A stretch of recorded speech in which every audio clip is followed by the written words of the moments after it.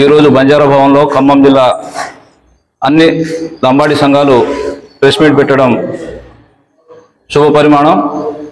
ఈరోజు మేము కోరేది ఒకటే, ఆదివాసీ సోదరులకు, తెల్లం వెంకట్రావు నువ్వు రాజ్యాంగబద్ధంగా పదవిలో ఉన్నావు, కానీ నువ్వు మామూలు కార్యకర్తగా కాంగ్రెస్ పార్టీని అండ తీసుకొని నువ్వు సుప్రీంకోర్టు దాకా పోయినావు. కానీ కోర్టులో ఉన్న విషయాలు ఇప్పుడు చెప్పేదామంటే, రివెంజ్ పిటిషన్ రాష్ట్ర ప్రభుత్వానికి కేంద్ర ప్రభుత్వానికి నోటీస్ ఇచ్చింది.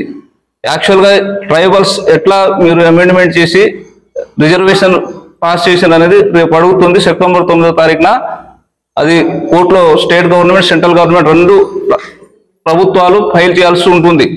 కాబట్టి ఇక్కడ ఉన్నటువంటి రాష్ట్ర ముఖ్యమంత్రి గారు, పిసిసి ప్రెసిడెంట్ గారు, మీరు ఆ రోజులో ఇందిరాగాంధీ శ్రీమతి మాకు రిజర్వేషన్ కల్పించింది, ఆమె దేవత.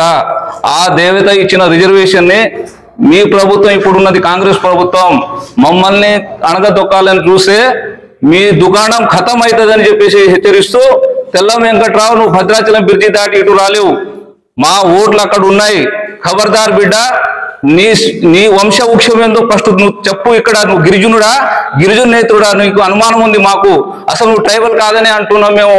ఈ రోజు నీకు ప్రత్యేకంగా ఆరోపణ చేస్తున్నా, నువ్వు ఆంధ్ర వంశానికి చెందిన వాడివి, నువ్వు గిరిజన జాతికి సంబంధించింది కాదు, నీకు రెండు వంశవృక్షాలు ఉన్నాయి, నీ వంశవృక్షం ఏదో, నువ్వు గిరిజనుడా, గిరిజన నేత్రుడా అని సమాజానికి చెప్పాల్సిన అవసరం ఉంది. నేను హెచ్చరిస్తున్నాను. ఈరోజు రాష్ట్ర ప్రభుత్వం గౌరవ ముఖ్యమంత్రి గారు బంజారా ఓట్లతోనే అధికారంలో వచ్చామని చెప్పుకునే మీరు మా పక్షాన నిలబడతారా, లేకుంటే తెల్లం వెంకట్రావు పక్షాన నిలబడతారా? మీరు 9వ తారీఖు ట్రైబల్ వెల్ఫేర్ కమిషన్ ద్వారా అయినా పిటిషన్ పంపిస్తారా, లేకుంటే రాష్ట్ర ప్రభుత్వ ప్రధాన అధికారి ద్వారా మీరు ఫైల్ చేపిస్తారని మేము కోరుకుంటున్నాం. మాకు మంచి రిజల్ట్ ఇస్తారని చెప్పేసి గౌరవ ముఖ్యమంత్రి గారికి